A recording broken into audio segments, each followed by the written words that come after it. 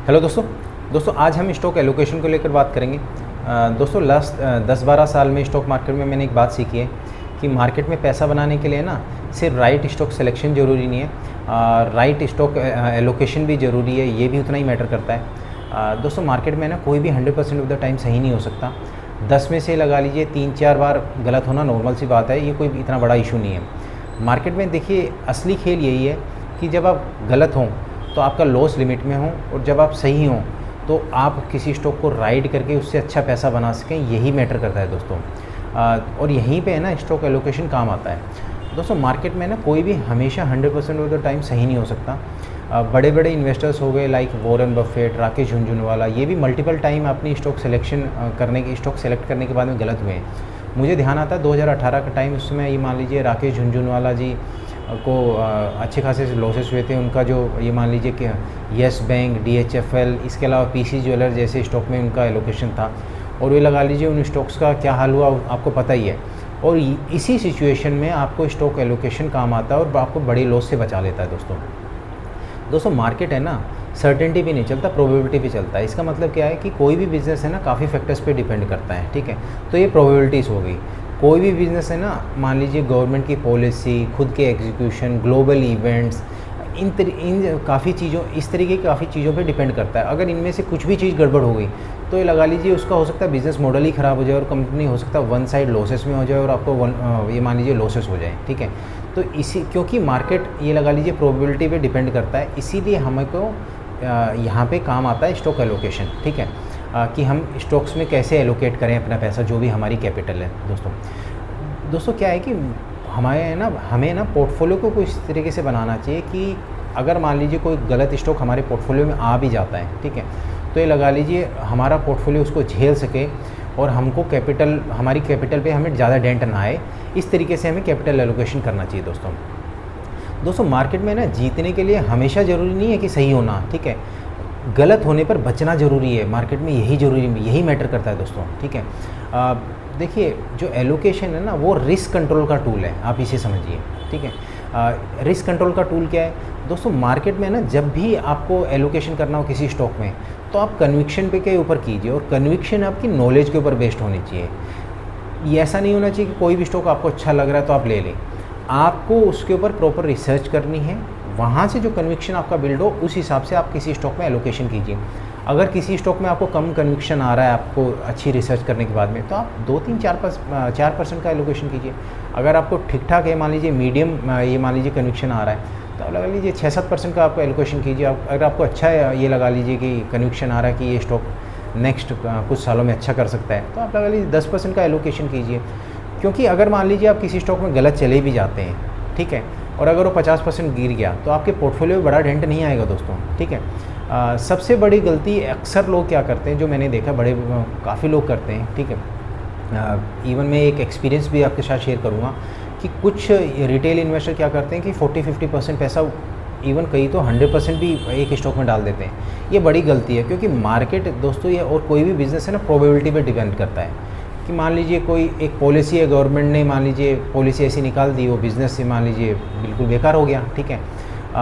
अगर थीसिस गलत निकलती है आपकी तो पोर्टफोलियो है ना कई सालों पीछे चले जाता है, और यहीं पे काम आता है स्टॉक एलोकेशन, ठीक है। अगर आपकी थीसिस गलत निकल जाती है तो आपका पोर्टफोलियो काफ़ी साल पीछे नहीं जा सकता है, यहीं पे लगा लीजिए स्टॉक एलोकेशन आपको बचा सकता है, ठीक है। दोस्तों गलत स्टॉक आपको नहीं मारता है, ये ध्यान रखिएगा, कभी भी गलत स्टॉक आपको नहीं मारता है, गलत एलोकेशन आपको मारता है। मैं आपको है ना एक एक्सपीरियंस शेयर करना चाहूँगा अपना। 2018 की बात है, जब ये मान लीजिए नीरव मोदी ये सब केसेस आए थे, उसके बाद में लगा लीजिए गवर्नमेंट बैंकों में काफ़ी ये लगा लीजिए इनके जो स्टॉक्स हैं वन साइड जब पिटने शुरू हुए थे। मेरे एक फ्रेंड है, उन्होंने ये लगा लीजिए 25 लाख का उनका पोर्टफोलियो था, उन्होंने पूरा का पूरा PNB में लगा दिया, ठीक है। और ये लगा लीजिए कि वो वन साइड डाउन जाता गया वो स्टॉक, ठीक है, वो अपना पैसा डालते गए। ये लगा लीजिए अगर आप इस तरीके से करते हैं, ठीक है, आपको एग्जिट के चांस नहीं बनेंगे, और हो सकता है आपको परमानेंट आपकी कैपिटल लॉस हो जाए। अगर वो स्टॉक मान लीजिए DHFL की कैटेगरी का हो जाए और डीलिस्ट हो जाए, तो आपका लगा लीजिए 100% पैसा लॉस हो गया, ठीक है। यहीं पे काम आता है स्टॉक एलोकेशन। तो ऐसा काम मत कीजिए कि या तो बाबा जी रेल में या जेल में, मतलब अगर आपका स्टॉक चल गया तो ये लगा लीजिए 1 साल में 3-4 गुना, ठीक है। कि मान लीजिए अगर 25 लाख का पोर्टफोलियो अगर 3-4 गुना हो गया, 1 CR का पोर्टफोलियो हो गया आपको, ऐसा मत कीजिए, क्योंकि मार्केट है ना प्रोबेबिलिटी पे चलता है, ठीक है। अभी आप लगा लीजिए जो ईरान और अमेरिका की जो पीछे वॉर हुई है, ठीक है, अगर मान लीजिए आपकी कोई कंपनी एक्सपोर्ट करती है मिडल ईस्ट में, ठीक है, और आपने ही उसमें 50% का एलोकेशन कर दिया, तो ये लगा लीजिए काफ़ी बिजनेसेस ख़राब हो गए हैं अभी, ठीक है। तो यहीं पे स्टॉक एलोकेशन काम आता है कि आपको है ना आपके पोर्टफोलियो में काफ़ी बड़ा डेंट नहीं आने देता और आपको है ना काफ़ी साल पीछे नहीं जाने देता, ठीक है। एक और चीज़ है इसमें स्टॉक एलोकेशन में, जो भी आपके विनर्स हैं दोस्तों, जब भी आप पोर्टफोलियो में एलोकेशन करें तो है ना अपने विनर्स को चलने दें दोस्तों, ठीक है। ऐसा मत कीजिए कि आप अपने, अक्सर काफ़ी लोगों को मैंने देखा है कि वो क्या करते हैं अपने विनर्स को, क्योंकि उनको लगता है यार मैंने प्रॉफिट कमा लिया, उसको तो वो एग्ज़िट कर देते हैं, और जो उनके जो लूज़र्स होते हैं उनमें वो बैठे रहते हैं 2-2 3-3 साल तक, ठीक है। इससे ज़्यादा बेटर क्या है दोस्तों, अपने विनर्स को रखिए, ठीक है, उनमें थोड़ा सा एलोकेशन और बढ़ा सकते हैं, ठीक है। और जो आपके लूज़र्स हैं उनमें आपके, अगर आप मान लीजिए काट नहीं सकते तो उनमें आप एलोकेशन मत बढ़ाइए दोस्तों, क्योंकि जो आपके लूज़र्स हैं कब पता नहीं, वो हो सकता है 3-4 साल 5 साल तक आपको पैसा ना बना के दें। और एक और चीज़ मैं आपको बता देता हूँ, आप देखिए DLF का भाव देखिए, ठीक है, 2007-8 में उसका जो हाई था करीब 1200-1300, तो आज तक उसने हाई नहीं मारा, ऑलमोस्ट 20 साल हो गए दोस्तों। 20 सालों में वो स्टॉक अपने हाई को क्रॉस नहीं कर पाया है। तो अगर आपका स्टॉक एलोकेशन ख़राब हो गया है, ठीक है, तो ये लगा लीजिए आप कहाँ पे फंस सकते हैं, आपको कितने साल पीछे लेके जा सकता है। तो आप लूज़र्स को काटिए, इट्स बेटर। कभी भी आपने पोर्टफोलियो में लूज़र्स को काटिए और विनर्स को चलने दीजिए दोस्तों, ठीक है। विनर्स को कभी मत काटिए, ये गलती कभी मत करिएगा दोस्तों, ठीक है। क्योंकि वेल्थ, जो भी आपकी वेल्थ बनती है ना, अक्सर जो मैंने देखा है पोर्टफोलियो में करीब 20-30% ही स्टॉक होते हैं जो आपको मल्टी बैगर रिटर्न देते हैं, जो अक्सर मेरा एक्सपीरियंस ये बोलता है, ठीक है दोस्तों। क्योंकि अगर कोई स्टॉक एग्जीक्यूशन अच्छा कर रहा है तो एलोकेशन उसमें ना बढ़ाना भी सीखो, ठीक है। मैं एक एक्सपीरियंस आपको शेयर करना चाहूँगा अपना, ठीक है। मेरा एलोकेशन था आई थिंक KI में, ठीक है, 2020 से था, ठीक है। KI देख लीजिए कि उस समय मेरे ख्याल से आई थिंक 700-800 का स्टॉक था, और वो वन साइड ये 2023-24 में वन साइड ये लगा लीजिए 5000 का स्टॉक हो गया, ठीक है। उसके बाद में उस स्टॉक की ग्रोथ स्लो हो गई, मैंने एग्जिट कर लिया, ठीक है। ग्रोथ स्लो होने का रीज़न था मेरा, ठीक है, बट ये नहीं था कि स्टॉक बिल्कुल ही ख़त्म हो गया है, ठीक है। उस समय भी वो लगा लीजिए 17-18% से ग्रोथ थी उसकी 2024 में और इनिशियल 25 में, ठीक है। 24 के एंड में लगा लीजिए और 25 के स्टार्टिंग में, ठीक है। अब लगा लीजिए कंपनी ने फिर से लगा लीजिए अपना कैपेक्स करना चालू किया, और मुझे ऐसा लगता है आने वाले समय में वो कंपनी का स्टॉक 15 से 20 हज़ार का हो सकता है, अगर ये मान लीजिए एग्जीक्यूशन ठीक रहा तो आप लगा लीजिए दोस्तों, आप सेम स्टॉक में कितना गुना आपका पैसा बन जाता अगर आप इस स्टॉक में बैठे रहते हैं तो, ठीक है। तो आप अपने विनर्स को मत काटिए, ठीक है, ये मैं अपने एक्सपीरियंस से बोल रहा हूँ, ठीक है। आप अपने लूज़र्स को काटिए, क्योंकि वो लूज़र्स, ये लगा लीजिए जो मैं अपने फ्रेंड का एग्जांपल दे रहा था, उन्होंने 2018 में लिया और उन्होंने एग्ज़िट किया है, हाँ प्रॉफिट पे एग्ज़िट किया है, उन्होंने एग्ज़िट किया 2023 में। जो ये लगा लीजिए जो टाइम लॉस हुआ है, क्योंकि 5 साल का ये जो टाइम लॉस हुआ है मनी का, क्योंकि कहीं और इन्वेस्टमेंट करते हो सकता है वो 25 का 75 हो जाता है, 50 हो जाता है, ठीक है। ये टाइम लॉस हुआ है, इसकी भरपाई कैसे होगी दोस्तों?